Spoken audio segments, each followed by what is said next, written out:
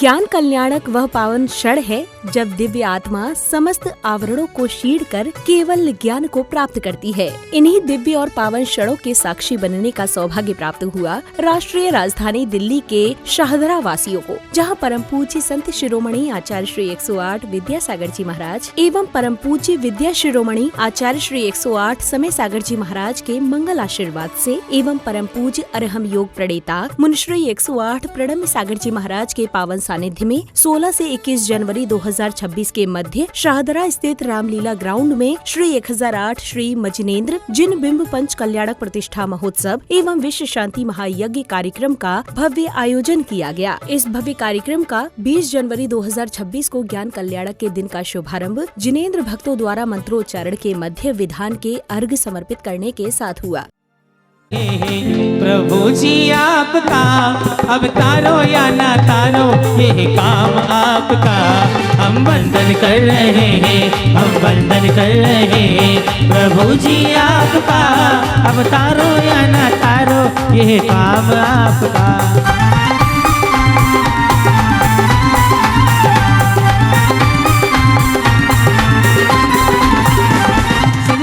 धर्म पुनीति आटो आएंगे नमो, वो जो अष्टम जिनमें अष्टम अवधि गमो। चंदीनाथ चरण चंदी लगे, मन वचन जगत अमय आत्म ज्योति जगे।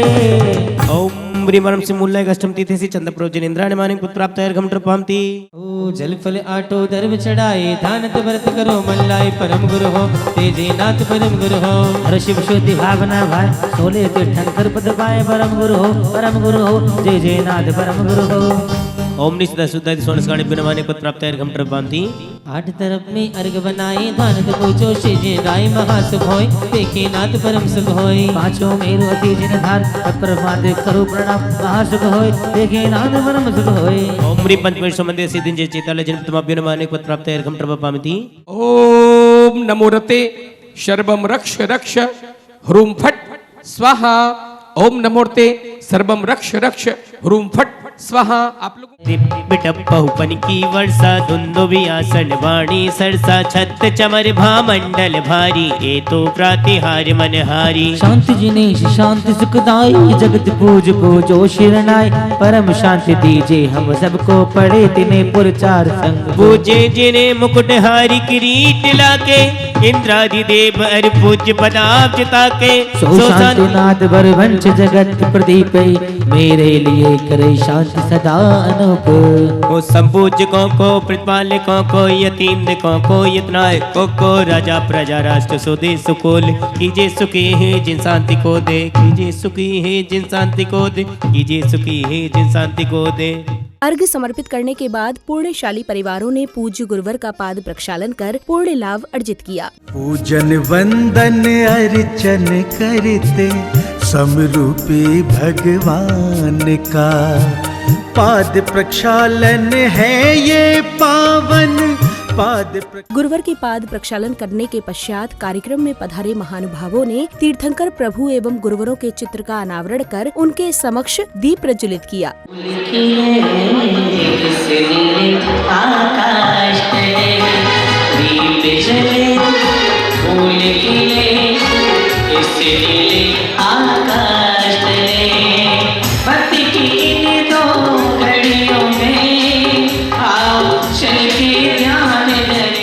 दीप प्रज्वलन के बाद जैन अनुयायियों को परम पूज्य अरहम योग प्रणेता मुनिश्री 108 प्रणम्य सागर जी महाराज की मंगल वाणी श्रवण करने का सुअवसर प्राप्त हुआ। तो तप और ज्ञान की इस प्रक्रिया को स्वयं तीर्थंकरों ने हमें बताया है, और तप करते करते ही ज्ञान उत्पन्न होता है। ज्ञान के प्रयोग अनेक प्रकार से किए जाते हैं। जिस ज्ञान से हम तप करते हैं वो भी ज्ञान कहलाता है, और तप करने के बाद में जो ज्ञान उत्पन्न होता है वो भी ज्ञान कहलाता है। वह ज्ञान के अनेक अनेक तरह के भेद हैं, लेकिन ज्ञान के साथ ही तप है और तप से ही ज्ञान की वृद्धि है। इस प्रक्रिया के बीच में एक तीसरी चीज जो आ जाती है वो आज आपके सामने अभी उपस्थित है। तप करना है ज्ञान लेना है, ये आध्यात्मिक प्रक्रिया, मोक्ष मार्ग की प्रक्रिया है। अब इसके बीच में, उस तप और ज्ञान के बीच में भी कुछ आ जाता है जो उस तप की भी वृद्धि के लिए कारण बनता है और ज्ञान की भी वृद्धि के लिए कारण बनता है। वह चीज आध्यात्मिक नहीं है, लेकिन अध्यात्म से संबंध रखती है। अपनी अंतर आत्मा में जो मनोवृत्तियां होती हैं, उन मनोवृत्तियों का संबंध हमारी देह के साथ होता है और देह के अनुसार ही हमारा मन का भी भाव बनता रहता है। अगर आपके मन में विकृतियां हैं, विकार हैं, तो आपके तन में भी वो विकार उत्पन्न करा देता है। और अगर आपका तन विकार से सहित रहने लगा है, तो वो आपके मन को भी विकृत बनाए रखेगा। ये तन का और मन का एक संबंध बना रहता है और इसी संबंध को एक सही ऊर्जा देने के लिए बीच में एक प्रकरण आ जाता है जिसे कहते हैं दान का प्रकरण। क्या बोलते हैं? दान। तप करना है तो, श्रुत का अभ्यास करना है तो आपके लिए कुछ उसे देना पड़ेगा। दान माने देना। कौन दे रहा है, किसको दे रहा है, ये अलग बात है, लेकिन दान माने क्या होता है? देना। आप किसी को दे रहे हैं, कोई किसी को दे रहा है, लेकिन उसको वह किस उपयोग में लगाया जा रहा है, यह दान के माध्यम से देखने में आता है। तो आचार्यों ने इस तप और ज्ञान के बीच में या तप और श्रुत के बीच में एक चीज और रख दी है जिसका नाम है दान। अगली कड़ी में शुरू हुआ ज्ञान कल्याणक प्रसंग। प्रसंगानुसार सौभाग्यशाली श्रद्धालुओं ने महामुनिराज आदिनाथ का श्रद्धा पूर्वक पड़गाहन किया और साथ ही आहार दान कर उनकी मंगल आरती की।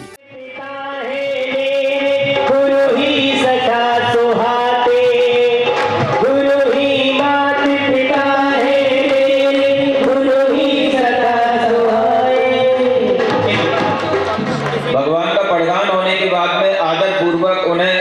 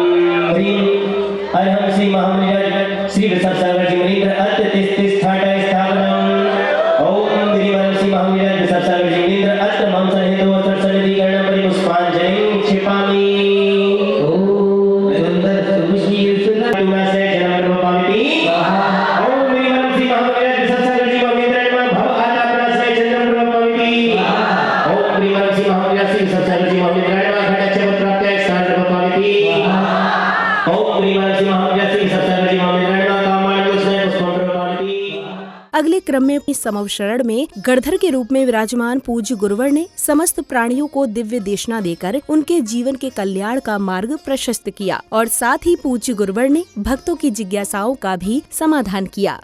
अरिहंत परमात्मा को ध्यान से जानने की और देखने की कोशिश करते हैं तो उन परमात्मा में हमें मनुष्य जैसे लक्षण, मनुष्य की प्रकृतियां दिखाई नहीं देती। वह मनुष्य की प्रकृतियों से भी अतीत हो गए। मानुषीम प्रकृति मभ्यतीतवान। आपको सामने से मनुष्य दिखाई देंगे, आपको भगवान का मुख दिखाई देगा, नाक, कान, शरीर पूरा का पूरा मनुष्य की तरह दिखाई देगा, लेकिन उनकी मनुष्य संबंधी जो विशेषताएं हैं, मानुषिक प्रकृतियां हैं, वो अब उनके भीतर नहीं रह जाती। वह जो एक ह्यूमन नेचर में चलता है वो उनके अंदर कुछ नहीं होता है। सामान्य से जो मनुष्य होता है वह जब बोलता है तो उसका मुख भी हिलता है, उसकी जिह्वा भी हिलती है, उसके श्वास का स्पंदन भी होता है, उसके कंठ का आघात भी होता है, उसे हृदय से वह बोलने का साहस करना पड़ता है। और जब भगवान अरिहंत देव बोलते हैं तो उन्हें कुछ नहीं करना पड़ता। भगवान अरिहंत देव जब बोलते हैं तो न जिह्वा हिलती है, न तालू पर वह जिह्वा लगती है, न कंठ में स्पंदन होता है, न बोलते बोलते उन्हें श्वास लेना पड़ता है, न बोलते बोलते उनकी श्वास हाँफती है, न थकते हैं, कुछ नहीं होता। जब हम उनके बारे में विचार करते हैं तो उनके लिए यही सोचने में हमारी भक्ति हो जाती है कि आखिर अब इनको हम क्या कहें। मनुष्य बाहर से दिखाई देते हैं लेकिन मनुष्योचित क्रियाएं इनके पास में अब नहीं। अगले क्रम में पुण्यशाली भक्तों ने पूज्य गुरुवर को शास्त्र भेंट किए। तत्पश्चात मंगल आरती कर मंगल भावना भाई।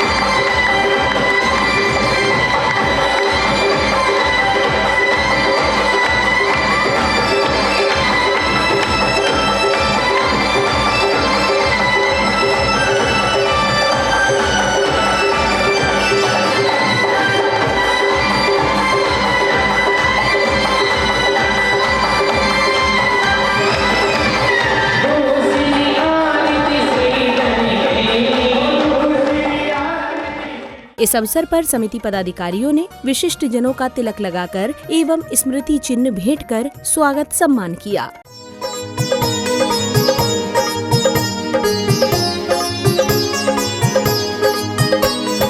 आपके आने से है प्रियवर प्रफुल्लित है ये मन, आपके आने से है प्रियवर प्रफुल्लित है ये मन। हर्षित हृदय से आज आपका स्वागत है श्रीमन, आपका स्वागत है श्रीमन, आपका स्वागत है श्रीमन।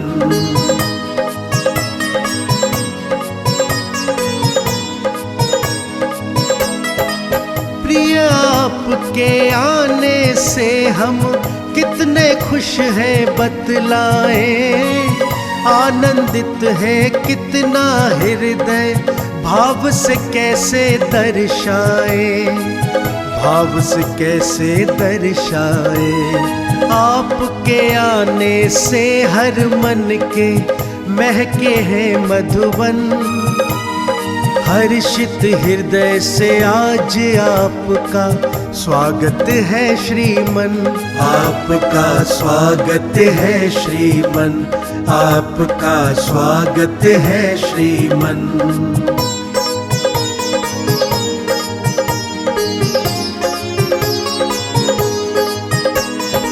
आपको अपने बीच में पाकर खुशियों से मन भरता है, आपके जैसा व्यक्तित्व आना गौरव से हमें भरता है, गौरव से हमें भरता है। आपको देख के मन बगिया में लाखों खिले सुमन, हर्षित हृदय से आज आपका स्वागत है श्रीमन, आपका स्वागत। संध्या बेला में सांस्कृतिक कार्यक्रम के अंतर्गत कलाकारों ने भरत एवं बाहुबली प्रसंग के माध्यम से उपस्थित जनों को जीवनोपयोगी संदेश देकर उनके आध्यात्मिक ज्ञान में वृद्धि की। आपके पिताश्री को केवल ज्ञान की प्राप्ति हो चुकी है।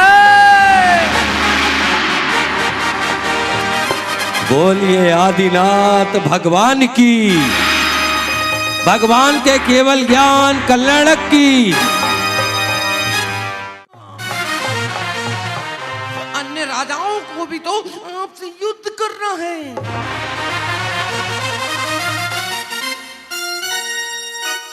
इसमें पारिवारिक भावनाओं का कोई भी स्थान नहीं। इसका निदान निकाले तो कैसे? सही कहते हो मंत्रीगण, कैसे निदान निकलेगा बताओ। यदि हम राजगुरु से परामर्श करें तो? अति उत्तम, बिल्कुल दुरुस्त फरमाया। मैं अभी महात्मन को राज दरबार में लाने की व्यवस्था करता हूँ। यदि दिग्विजय पर जाता हूँ तो मुझे अन्य राजाओं से युद्ध के साथ साथ अपने भाई से युद्ध करना होगा। मैं इसे उचित नहीं मानता। मुझे समूसरण के दर्शन भी करना है राजऋषि। समस्या तो गंभीर है, फिर भी मेरा एक मत है। यदि प्रधानमंत्री जी इससे सहमत हो तो? स्वामी, आपका परामर्श निश्चित रूप से अनुकरणीय होगा। बोलिए। यह युद्ध दोनों भाइयों के बीच होगा और जो भी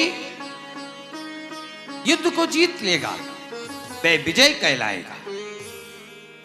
एक विशेष बात यह भी है, यह युद्ध 3 चरणों में होगा। जो भी 3 युद्ध में से 2 युद्ध भी जीत लेगा वह पूर्ण विजेता कहलाएगा। क्या तुम्हें स्वीकार है? हाँ, मुझे स्वीकार है। सभी सेनाएं पीछे हट जाओ।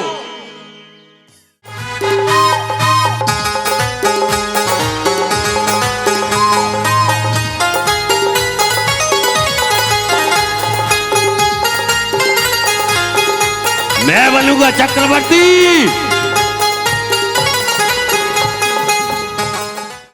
अब संसार के समस्त बंधनों से मुक्त होना है। भ्राताश्री, आपने एक बार भी नहीं सोचा अपने प्यारे छोटे अनुज को